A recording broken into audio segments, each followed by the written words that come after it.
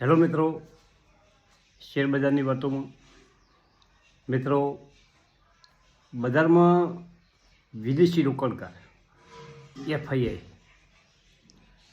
ઘણા સમયથી સતત છેલ્લા 1-1.5 વર્ષથી વેચવાલી કરી રહ્યું છે અને ભારતીય માર્કેટમાંથી ઘણા પૈસા શેર બજારમાંથી એ બીજા દેશોમાં એમણે રોકાણ કર્યું છે અને ભારતમાંથી સતત વેચવાલી કરી રહ્યા છે. પરંતુ જો આટલી વેચવાલી પહેલાંના સમયમાં કરી હોત તો બજાર 50% ઘટી ગયું હોત.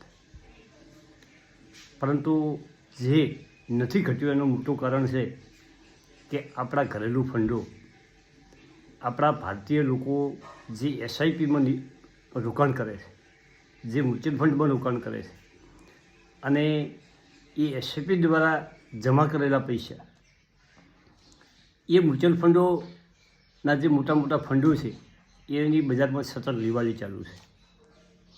એટલે કે શેર બજારમાં જે આપણા લોકોનો ફાળો છે, આપણા પ્રોપર પૈસા છે એ સતત વધી રહ્યા છે.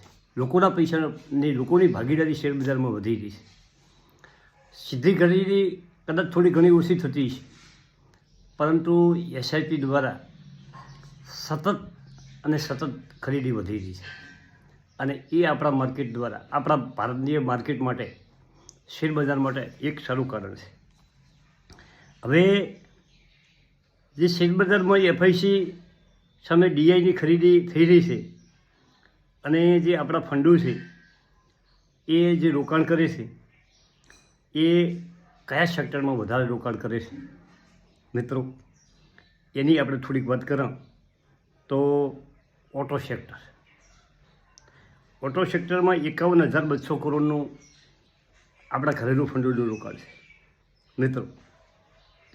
બીજું છે ઇન્ડસ્ટ્રીયલ, જે ઉત્પાદન કરે છે, કેપિટલ ગુડ્સ, જે નવી નવી વસ્તુઓનું નિર્માણ કરે છે એવા ઉદ્યોગોમાં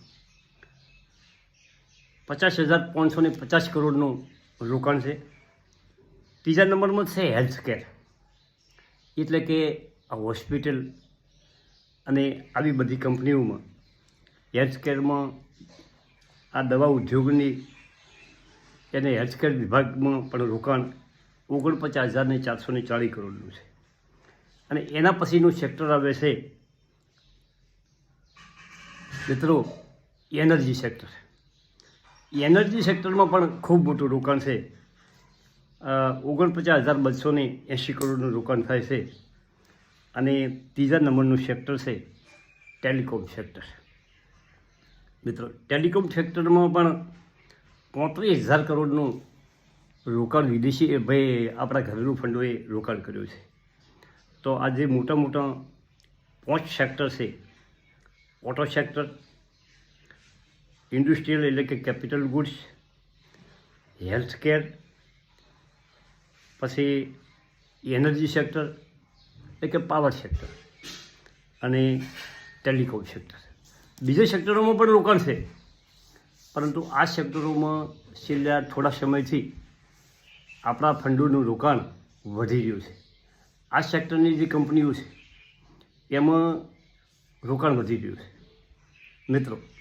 અને જે સેક્ટરમાં રોકાણ વધે એ સેક્ટરના શેરો થોડાક મજબૂતાઈથી ચાલતા હોય છે.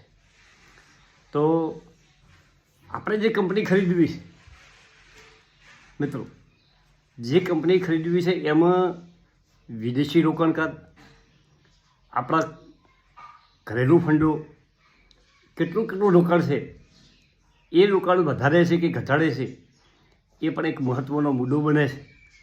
અને એ જો રોકાણ વધારતા હોય તો એ ખૂબ વિચાર કરી, ખૂબ અભ્યાસ કરી અને પછી જ રોકાણ વધારતા હોય છે કે ઘટાડતા હોય છે. તો જે કંપનીઓમાં વિદેશી રોકાણકારો અને આપણા મ્યુચ્યુઅલ ફંડોનું તબક્કાવાર રોકાણ વધતું હોય તો એવી કંપનીમાં પણ તમે રોકાણ કરી અને સારો લાભ મેળવી શકો છો. આવા ઘણા મુદ્દા હોય છે કે પ્રમોટરો પણ કંપનીમાં પોતાનો હિસ્સો ઘટાડતા હોય છે કે વધારતા હોય છે. જે કંપનીઓમાં પ્રમોટરો એમનો હિસ્સો વધારતા હોય, પ્રમોટરો એટલે સંચાલકો, સંચાલકોને 100% મનમાં એવું હોય કે આપણી કંપની આગળ જતાં સારું કામ કરવાની છે અને સારું કામ કરી રહી છે, તો એ એમનો હિસ્સો એ બજારમાંથી રિટેલ રોકાણકારોથી પાસેથી શેર ખરીદી અને એમનો હિસ્સો વધારતા હોય છે. તો આવા બધા જે મુદ્દા છે એ તમે વગર અભ્યાસી બીજા લોકો અભ્યાસ કરે છે એના આધારે પણ ચાલી શકો છો. અને ત્રીજી વાત એ છે કે આ મોટા રોકાણકારો વિજય કેડિયા, ડોલી ખન્ના, સુશીલ કેડિયા, આ બધા જે રોકાણકારો છે, આવા તો ઘણા નામો છે, રાકેશ ઝુંઝુનવાલા, આ બધા જે રોકાણ કઈ કઈ કંપનીઓમાં કરે છે અભ્યાસ કરી, અને કઈ કઈ કંપનીઓમાંથી એમનું રોકાણ એક્ઝિટ કરે છે, રોકાણ ઓછું કરે છે, એવી કંપનીઓમાં પણ તમે અભ્યાસ કરી અને આગળ વધી શકો છો. આવા ઘણા મુદ્દાઓ બજારમાં રહેલા છે મિત્રો, અને શેર બજાર લગાતાર ધીમે ધીમે આગળ વધી ગયું છે. 26,000 ઉપર તો છેલ્લા 1 મહિનાથી 26,000 ઉપર જાય છે, પાછું આવે છે, અને વળી પાછું એક તબક્કો એવો આવશે અને કોઈ સારા સમાચાર બજાર માટે હશે તો બજાર ઓનાથી 26,500ની સપાટી પણ કૂદાવી શકે છે. બજારમાં સારા સંકેતો ધીમે ધીમે વધી જાય છે. હવે બીજી એક વાત એ છે કે શેરબજારમાં તમારા જે પોર્ટફોલિયો છે, તમે જે પોર્ટફોલિયો મેનેજ કર્યો છે, એ પોર્ટફોલિયોમાં તમારા સેક્ટરો અલગ અલગ થોડોક તમે સેટ કરો તો તમને વધારે થોડીક બેનિફિટ મળશે. ધારો કે તમે બધા શેરો ખૂબ શેરો લીધા છે, પરંતુ 1-2 સેક્ટરના શેરો તમારી પાસે હોય, પણ એનાથી આગળ જઈ અને તમારે જુદા જુદા સેક્ટરની સારી કંપનીઓ એક્વાયર કરવી જોઈએ, તમારે ખરીદવી જોઈએ મિત્રો. એનાથી તમારો પોર્ટફોલિયો એક બેલેન્સ પોર્ટફોલિયો બનશે. અને ઓટો સેક્ટરની કંપનીઓમાં તમને હું વાત કરું તો હમણાં 2-3 વર્ષ પછી તમે કોરોના વખતમાં 2020 કે 21-22 સુધી જે ટીવીએસ મોટરનો શેર 800-900 રૂપિયા ચાલતો હતો અને આજે 3200 ઉપર ચાલી ગયો છે અને ધમમાટ વધી ગયો છે. એના વ્હીકલોની વેચાણ સતત વધી ગયું છે. પછી ઈવી સેક્ટરમાં પણ બહુ સારું ટીવીએસ મોટર કામ કરી રહી છે. મને ખ્યાલ છે કે 2008માં કે 2009માં 32 રૂપિયામાં આ શેર 400 રૂપિયા મેં મારા અંકલને કહેવાથી લેવરાવ્યા એમના પોર્ટફોલિયોમાં. એના પછી એમને બોનસ મળ્યું એટલે એમને 800 શેર છે. એ 400 રૂપિયા 32 4 ચોક 12 એવે 30,000 આસપાસનું એમનું રોકાણ એ વખતનું હતું.